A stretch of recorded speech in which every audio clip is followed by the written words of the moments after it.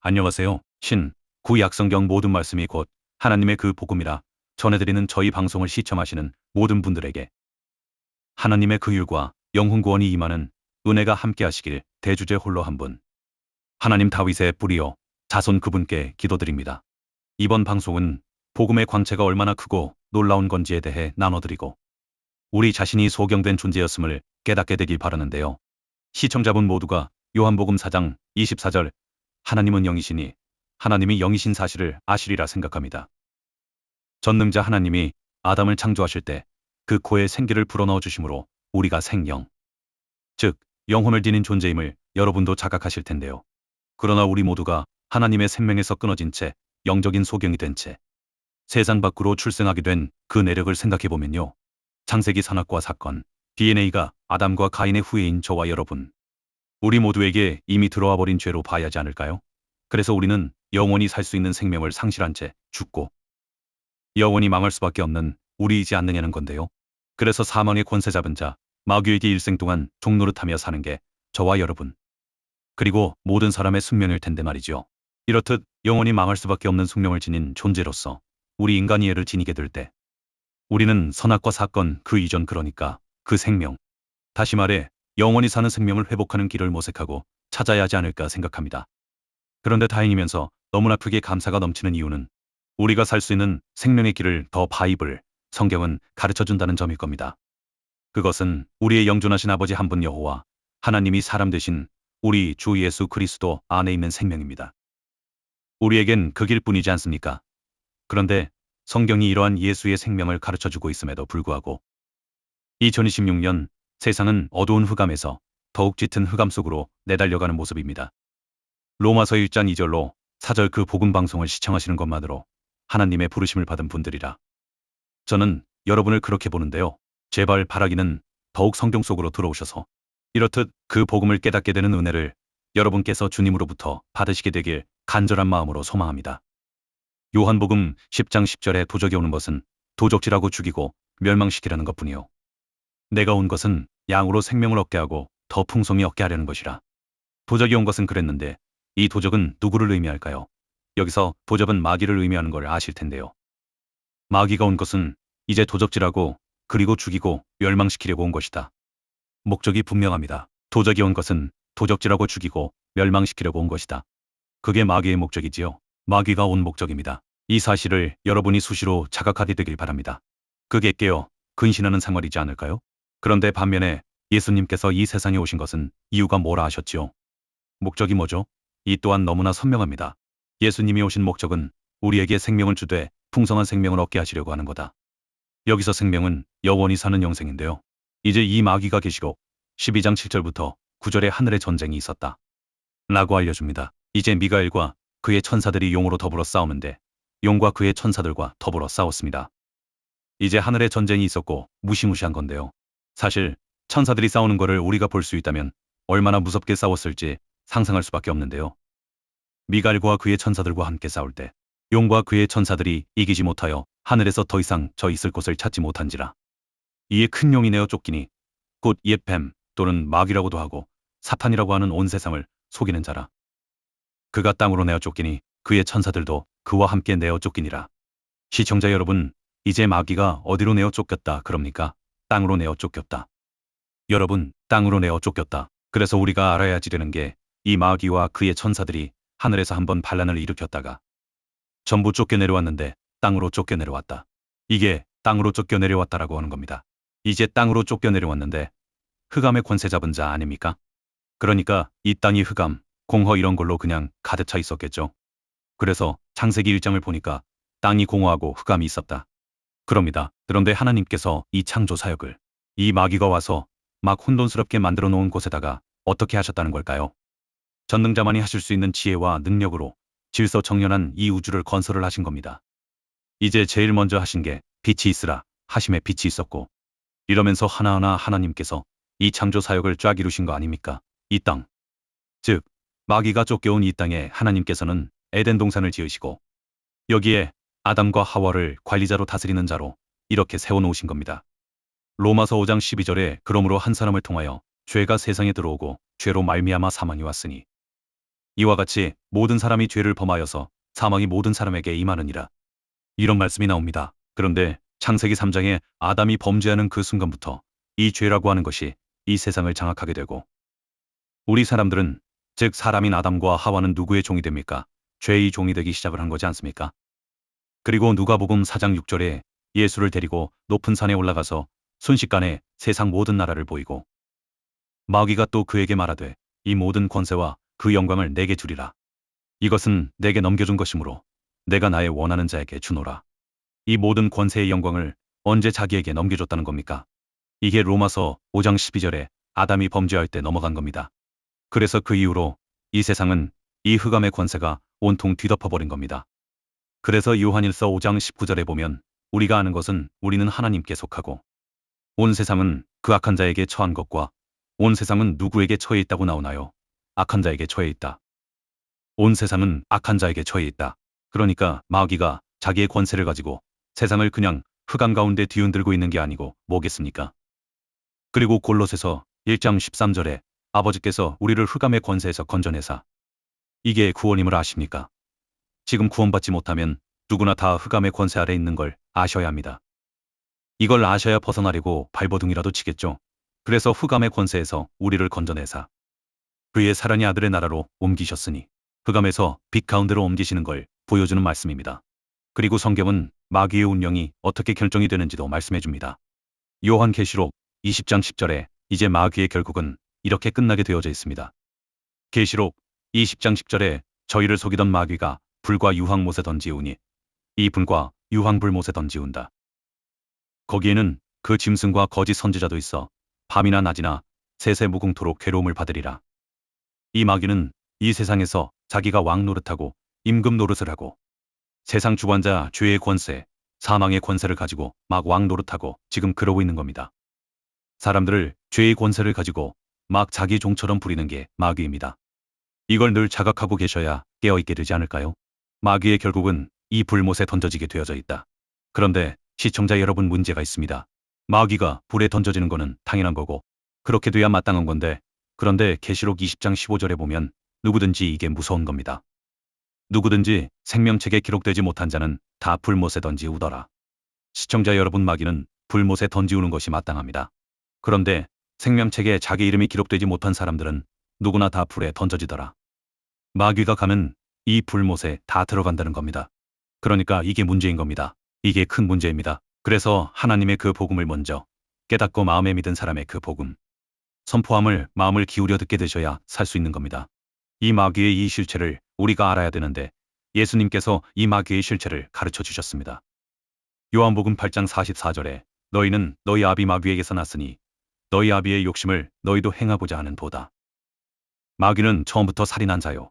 진리가 그 속에 없으므로 진리에 서지 못하고 거짓을 말할 때마다 제 것으로 말하나니 이는 저가 거짓말자니요 거짓의 아비가 됨이니라. 두 가지로 마귀의 실체를 얘기할 수 있습니다. 마귀는 처음부터 뭐 한 자입니까? 살인한 자. 처음부터 살인한 자. 그래서 이 마귀의 권세 아래 있으면 여러분 처음부터 살인한 자이기 때문에 마귀의 종노릇하면 사람들의 마음속에 어떤 마음이 생기느냐면 시기하고 질투하고 미워하는 마음이 생기는 겁니다.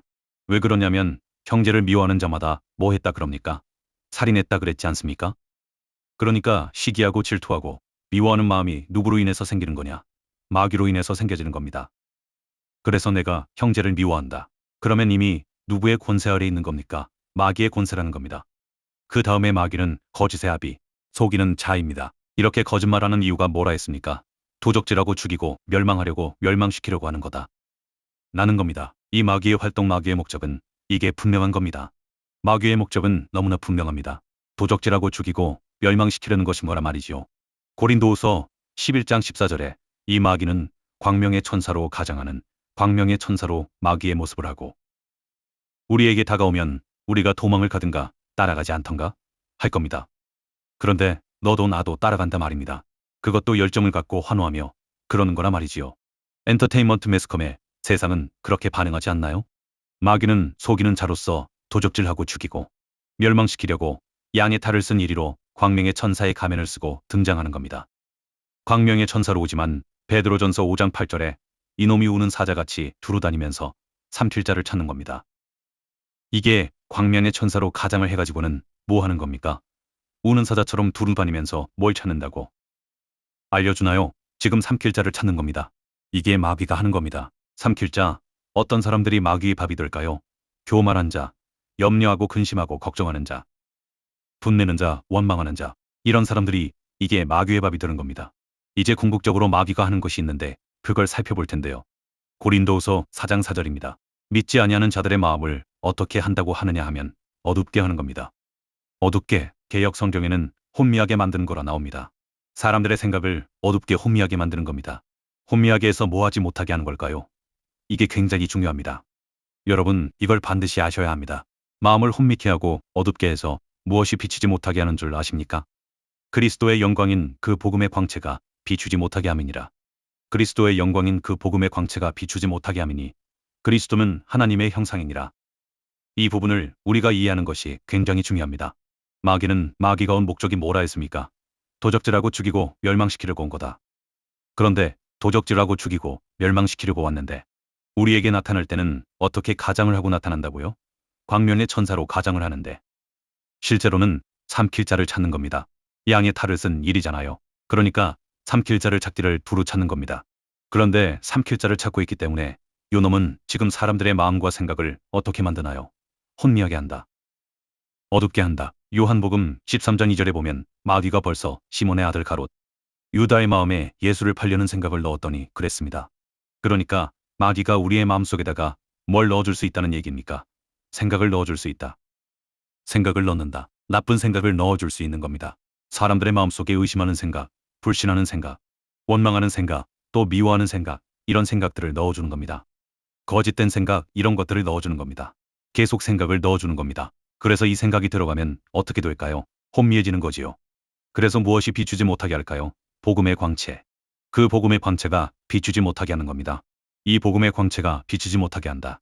그 복음의 광채, 이것이 그리스도의 영광이고 그리스도는 하나님의 형상이라는 겁니다. 그러니까 하나님의 형상이 우리에게 딱 비춰서 들어와야지 이게 그리스도를 깨닫게 된단 말이죠. 그러니 깨닫지 못하게 하려고 그리스도가 사람의 마음에 들어오지 못하게 필사적으로 막아내야 하는 게 마귀의 궁극의 목적인 거라 말입니다. 궁극의 목적, 그래서 그거 못하게 해야 하니 그거 방해하는 거라 말이죠. 하나님의 형상인 그리스도가 들어오지 못하게 방해하는 게 마귀가 하는 겁니다. 그러면 이제 여기서 실제로 마귀가 가려서 보지 못하게 하는 것이 뭔지 살펴보겠습니다. 마귀가 우리의 마음을 혼미하게 해서 보지 못하게 하는 게 뭐냐? 요거를 우리가 딱 알면 될 거 아닙니까? 이 마귀가 요거를 딱 가려가지고 이걸 보지 못하게 하는데 그게 복음의 광채다. 그 복음의 광채다. 란 겁니다. 그런데 이게 또 다른 복음 열심히 듣고 전하는 종교가 돼버린 기독교에서는 무용지물이기도 한 건데 말입니다. 무슨 뜻인지 아시길 바랍니다. 시청자 여러분, 보십시오. 이게 진짜 부활이 깨달아지고 나면 이게 다 부활로 정말 모든 말씀이 풀린다는 게 맞는 거라 말입니다. 이 복음의 광채가 비춰야지 되는데 복음의 광채가 비치지 못하게 한다. 그런데 그 복음의 광채가 뭘까요? 여러분, 단순히 빛일까요? 단순한 빛이라면 빛이라 하지 복음의 광채라 하지 않을 거 아닙니까? 여러분, 복음을 한 단어로 하면 부활입니다. 부활을 얘기해야 누구를 얘기하게 될까요? 예수 그리스도를 얘기하게 되거든요. 그러니까 요 부활을 싹 가려버리면 결국 누가 가려지게 되는 겁니까?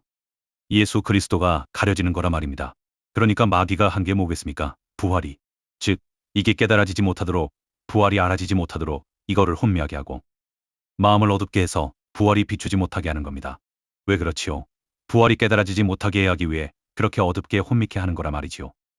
그래서 마귀가 원하는 대로 구원에 딱 하나 하나님이 정해놓으신 조건인 게 있는데 그게 뭐지요? 로마서 10장 9절 아닙니까? 하나님이 저를 죽은 자 가운데서 살리신 것을 네 마음에 믿으면 구원을 받으리니 그랬잖아요. 부활이 사람들의 마음에 믿어지지 않으니까, 그러니까 계속 혼미한 상태로 있는 겁니다. 어두운 상태에서 빠져나오지 못하게 하기 위해서, 지옥 백성에서 빠져나오지 못하게 하기 위해서 그런다는 겁니다. 이해가 되시나요? 복음이 뭔지를 깨닫게 되면 마음에 믿지 않을 수 없는 거라 말이지요. 부활을 깨닫지 못하니 마음에 믿지 못하는 거거든요. 그러니 그 복음의 광채가 비춰야지 되는데 이 복음의 광채가 뭐냐면 부활이라고 하는 겁니다. 이 부활이 깨달아지면 그 복음이 깨달아진 거라 말입니다. 복음이 깨달아져야 예수를 믿게 되는데, 그런데 이 복음이 뭔지를 하나님은 너무 쉽게 하셨는데 마귀가 사람들의 마음을 어둡게 하고 혼미케 해가지고 너무나 쉬운 이 복음을 어렵게 만들고 헷갈리게 만들고 힘들게 만드는 거라 말입니다. 다른 복음을 만들어 놓고 힘들게 만들어 버렸지 않느냐는 겁니다. 종교로 만들어 버려 많은 종교적 열심을 부리게 하고 말이죠. 요한복음 1장 4절 5절에 그 안에 생명이 있었으니 이 생명은 사람들의 빛이라. 이 빛이 어둠의 빛이 돼 어둠이 깨닫지 못하더라. 그 안에 생명이 있었으니 이 생명은 사람들의 빛이라. 누구 얘기하고 있는 겁니까? 예수님을 얘기하는 거잖아요. 예수님이 사람들의 빛이에요. 이분이 생명의 빛입니다. 이 복음의 광채인 겁니다. 이분이 복음의 광채입니다. 그런데 이 복음의 광채가 비추지 못하게 사람들의 마음을 헛갈리게 하는 존재가 마귀가 그 짓을 하는 거예요. 마귀가 이 부활이 딱 깨달아지지 못하게 이렇게 딱 해놓으니까 여러분, 저를 비롯해서 저도 이 복음의 광채가 딱 비춰서 이 부활이 깨달아지기 전까지 제가 어떤 사람이었는지 제가 저 자신에 대해 몰랐단 말이죠. 종교인으로 종교적 열심에 빠진 채 살아가는 바리새인이었는데요.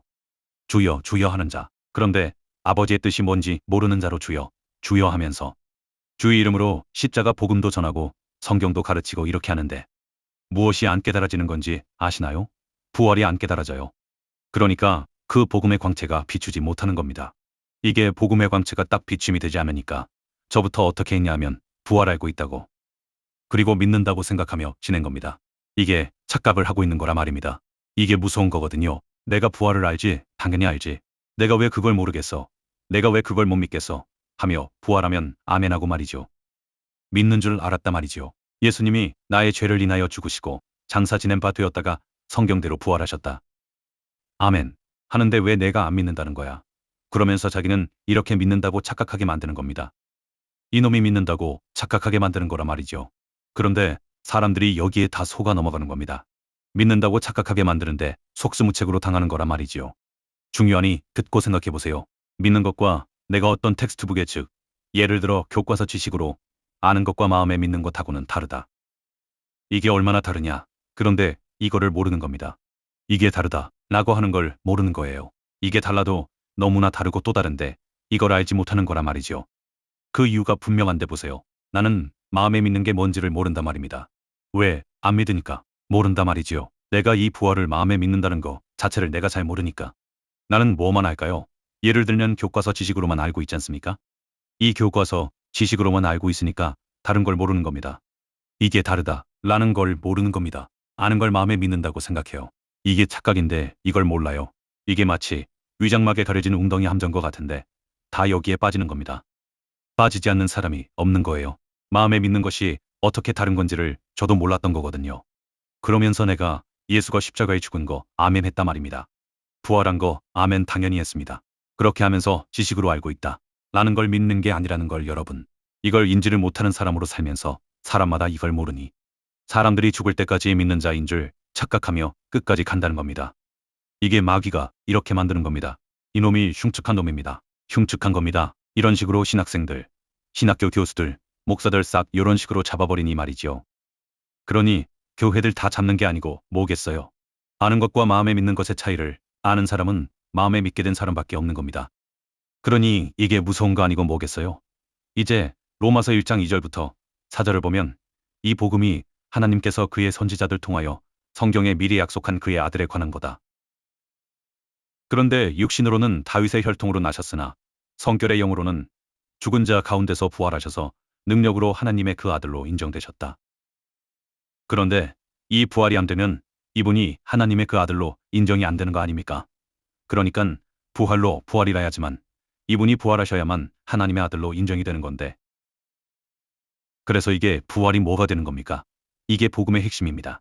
복음의 심장입니다. 이 부활이 복음입니다. 왜 그러냐 하면 예수가 누군지가 부활로만 알게 되잖아요.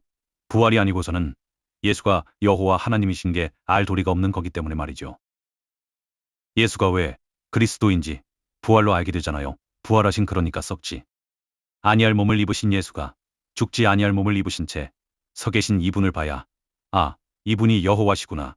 이분이 전능자 창조자 하나님 여호와셨구나. 이렇게 되잖아요. 그렇지 않나요? 예수를 누구로 할 겁니까? 십자가로 가니까 예수가 성자다. 삼위 즉 세 분 하나님 중에 2위 성자다. 아들 하나님이다. 이러는 거 아닙니까? 완전히 잘못하는 건데도 이를 눈치는커녕 감도 잡지 못하니 이 얼마나 불행하냐 말입니다. 시청자 여러분, 여기서 모두 벗어나게 되길 원합니다. 내가 머리로 알고 있다 하는 것과 마음으로 믿는 것이 다르다. 라고 하는 것이 여러분의 마음에서 알아져야 됩니다. 여러분, 이거는 성경 말씀, 모든 성경 말씀이 목숨과도 바꿀 수 없는 생명이 되셔야 알아지게 되는 겁니다. 그냥 알아지는 게 아닌 거예요. 성경을 멸시하고 없이 여기는 게 뭔지 아세요? 사람 대신 한 분 하나님을 없이 여기는 거고 멸시하는 거기 때문에 그런 겁니다. 이게 참으로 성령의 놀라운 역사하심이 일어나야 여러분 안의 마음으로 예수의 부활을 마음에 믿는 것이 뭐다 라고 하는 것이 깨달아지고, 그렇게 되어야 아, 이게 참 다르구나. 아, 이게 이렇게 너무 다른 거구나. 너무나 확실하게 다르다 하며 이게 구분이 되는 겁니다. 그러면서 살아나는 겁니다. 그리고 여러분, 눈에 보이지 않는 하나님 어떻게 믿을 겁니까? 구약의 성도들은 증거 없이 믿었단 말이지요. 그러나 사람 되어 다윗의 자손으로 오신 예수님이 더 이상 보이지 않는 하나님이 아닌, 그러니까 보이실 여호와로 오셨지 않습니까? 보이실 여호와시란 이 사실을 부활로 생명과 죽지 아니함을 주셨잖아요. 부활하신 예수님을 만난 사람들마다 정확하고 명확하게 된 게 뭐인지 아십니까? 첫째로는 보이지 않는 하나님 여호와께서 사람 되어 보이시는 하나님 여호와로 그리스도로 오신 거구나. 예수님이 여호와 하나님이시구나. 이게 된 거라 말이죠. 그러면서 동시에 두 번째로 된 게 영원한 생명이 있구나. 있는 거네. 정말 있는 거네. 그러면서 하며 이게 된 겁니다. 부활하신 예수를 만나 육안으로 그분을 보는 순간에 그들은 영생을 봐버린 거거든요.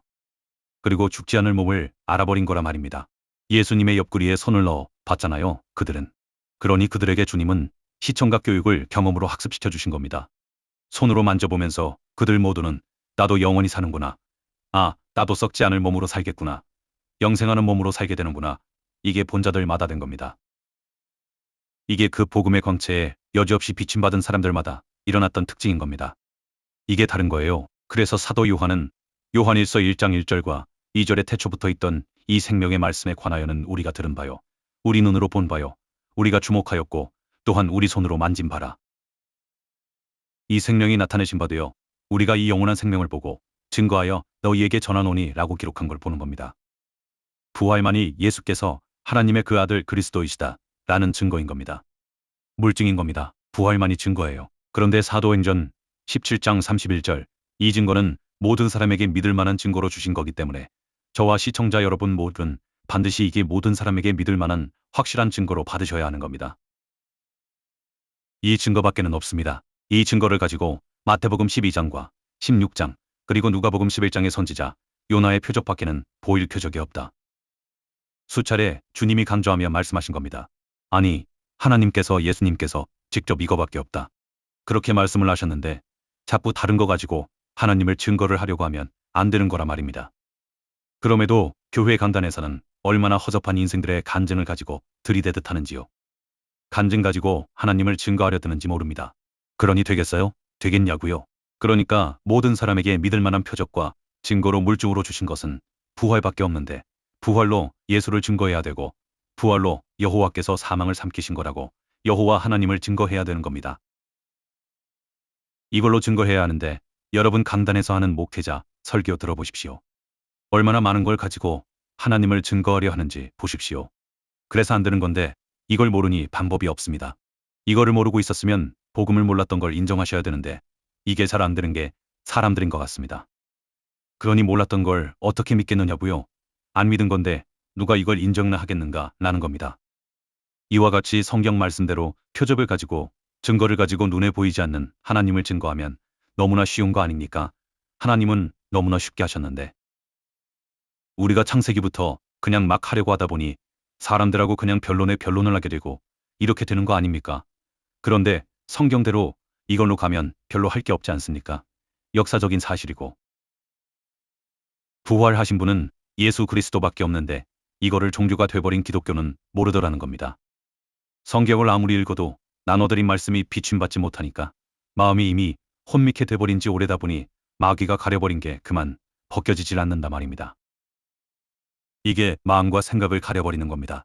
마음에 나쁜 생각에 가라지를 뿌리는 놈이 뭘 주냐 하면 나도 안다는 마음을 주고 나도 믿는다는 생각을 주니 마음에 나 알지, 나 믿지 하며 그냥 지나가는 거라 말이죠.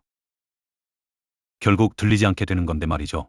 지식적으로 아는 걸 가지고 내가 다 믿는다고 착각을 하고 있으니까 이 부활 사건이 이 부활이 얼마나 큰 사건인가를 모른 채 가는 겁니다. 시청자 여러분, 예수의 부활 사건이 얼마나 큰가 스스로 질문해 봐야 합니다. 이 부활이 예수 그리스도의 십자가의 죽으심과 부활하심, 예수님이 이 죽음을 깨고 사망 권세를 깨뜨려버리고 부활하셨다. 이 부활하신 이 사건이 나한테 얼마나 큰 사건이냐 라는 겁니다. 이 얼마나 큰 사건이야, 여러분이 질문해 보셔야 답이 나오지 않겠냐는 말입니다. 여러분, 이게 마음으로 믿는 것과 지식으로 아는 것의 차이인데, 내가 지식으로 알고 있으면 이게 어마어마한 사건이 아닌 겁니다. 알아듣게 되길 바랍니다. 그래서 부활은 그냥 지나가는 일이처럼 그냥 흘려버리고 이게 전부가 되지 못하는 겁니다.